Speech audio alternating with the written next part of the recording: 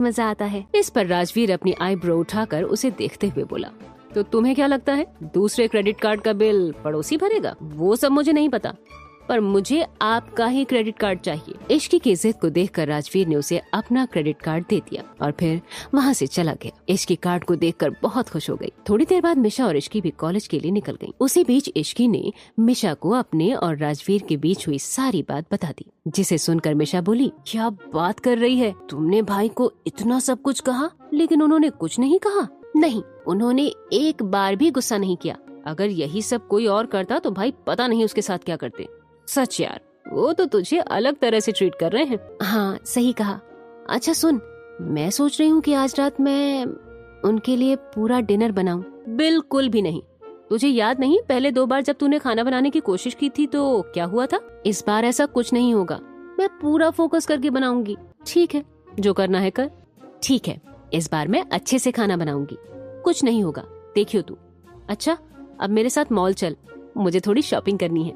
दोनों मॉल गए और थोड़ी बहुत शॉपिंग करके घर वापस चले गए। थोड़ी देर बाद इश्की किचन में गई। वहाँ के सारे शेफ्स उसे विश करने लगे। उनको देखते हुए इश्की बोली, आप सभी बाहर जाइए, आज मैं खाना बनाऊंगी। तभी कोमल और मिशा दोनों किचन में आ गयी। इश्की बेटा, तुम यहाँ क्या कर रही हो? आंटी, मैं अपने पति के लिए खाना बनाने आई हूँ।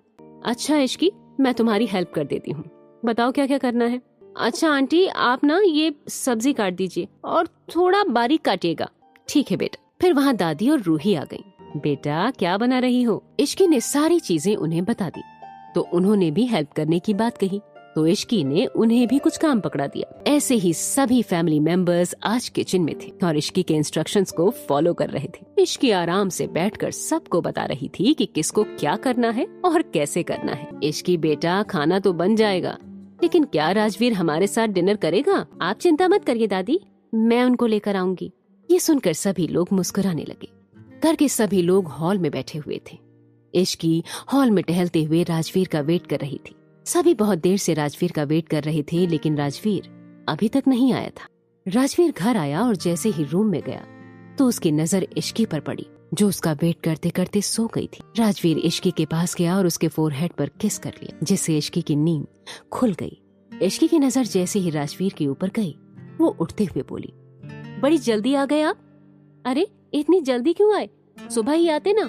क्या हुआ, कुछ गलत है क्या? तुम इतनी सैड क्यों लग रही हो? इस पर इश्की बोली, आपको क्या मैं सैड रहूं या कुछ करूं? आप जाएं अपने ऑफिस का काम करें। इस पर राजवीर बोला, इश्की, आज पहली बार लेट हुआ हूँ क्योंकि मेरी एक इम्पोर्टेंट मीटिंग थी। आपने कल रात मुझसे क्या कहा था, आपको ये भी याद नहीं?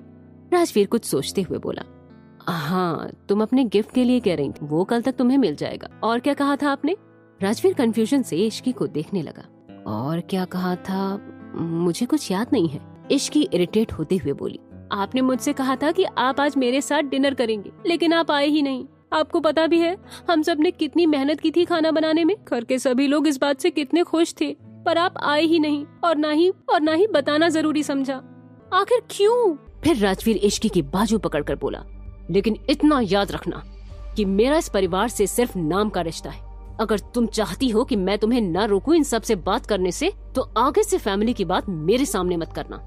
ये बोलकर राजवीर अपने स्टडी रूम में चला गया। इश्की राजवीर के गुस्से को देखकर पहले ही डर चुकी थी। 1 घंटे बाद राजवीर अपने स्टडी रूम से बाहर आया तो देखा कि इश्की अभी भी सोफे पर बैठी हुई थी। खाना खाया तुमने? ये सुन के इश्की ने ना में अपनी गर्दन हिला दी। राजवीर प्लेट लेकर सोफे पर बैठ गया और एक निवाला इश्की की तरफ बढ़ा दिया। इश्की ने भी चुपचाप खाना खा लिया। राजवीर बोला, चलो मुझे भी टेस्ट कराओ, मुझे भी देखना है आज इसमें नमक ज्यादा है या मिर्ची। ये सुन के इश्की ने अपना मुंह बना लिया और एक निवाला लेकर राजवीर की तरफ बढ़ा दिया। ऐसे ही दोनों ने खाना खा लिया।